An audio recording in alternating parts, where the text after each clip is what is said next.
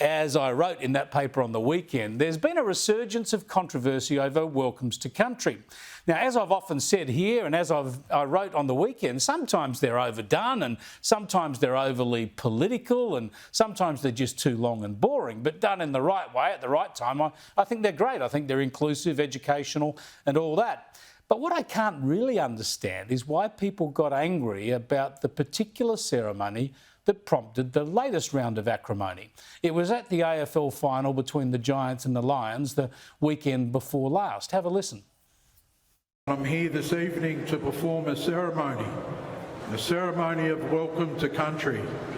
A welcome to country is not a welcome to Australia. Within Australia we have many Aboriginal lands and we refer to our lands as country. So it's always a welcome to the lands you're gathered on. A welcome to country is not a ceremony that we've invented to cater for white people.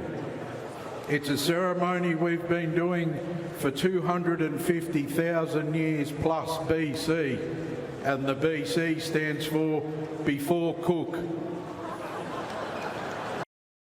Yeah, now I thought that was terrific, but others didn't. Let me bring in Pauline Hanson, who wants people to turn their backs on welcomes to country ceremonies. So thanks for joining us again, Pauline.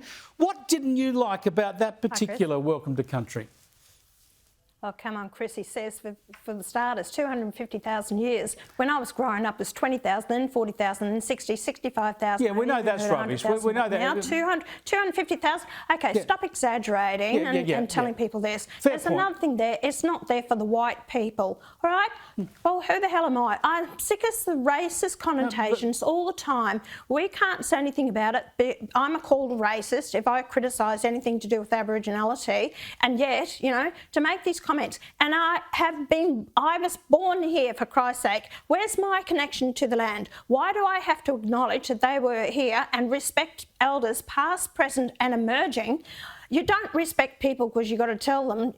People have to earn respect. I think it's divisive. I'm offended by it. I'm sick of hearing about it. I think it's tokenistic, and it was actually not a common thing at the time. A lot of the tribes fought with each other. They didn't welcome each other to the country.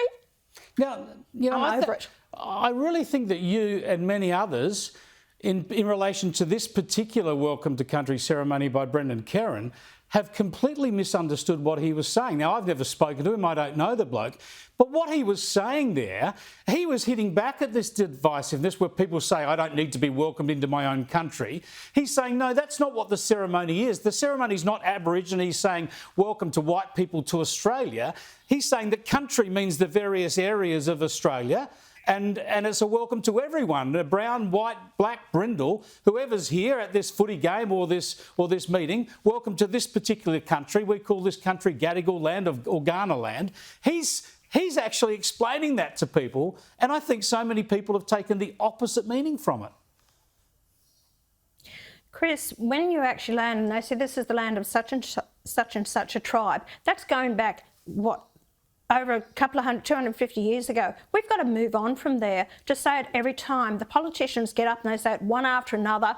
You know, I hear from people and corporations that they've got to say it on a Teams meeting, council meetings, everywhere like this. You know, people are just fed up. They're over it. I talk to people out in the street. I actually get on my Facebook page. People are over it. This is my country as well. Make me feel welcome as well. Yeah, but I'm on a unity ticket with you there, right? Because I wrote in my article about how I jumped on a bus to the airport in Melbourne and I get a welcome to country. And when you go to a function where you have an Indigenous person do a welcome, then every speaker who gets up, 10 of them in a row afterwards, feel they need to do the same thing. I mean, I think there's too much of it. I think sometimes it's right out of context. But in this case, and I think it's really important because so many people have attacked this, his point is saying it's not about welcoming white people to Australia.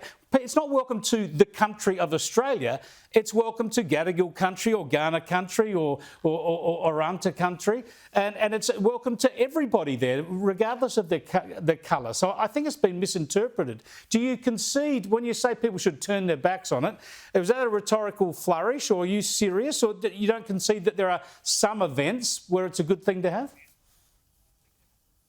At very few events, if they want to have it at Aboriginal conventions or that type of thing, fair enough, but I will not have it, and I turn my back on it on the floor of Parliament because I just do not accept it, and I am so over it, and I feel I'm just so offended by this because they're not willing to acknowledge that we are Australians here. Even those people that migrated here, we're Australians together, acknowledge us. You know, if we want to do acknowledgement, then acknowledge the men and women that sacrifice their lives defending our freedom and our way of life. That would go down a lot better with most Australians. Well, you know, we see this different. I agree that it's overdone and sometimes it's too radical, but the instance that we heard there from Brendan Kieran, it's like, welcome all of us. We're all here to this particular land and let's have a good game. And I find that really good. And I like to know which are the different language groups, which are the different bits of country around Australia, just in terms of history.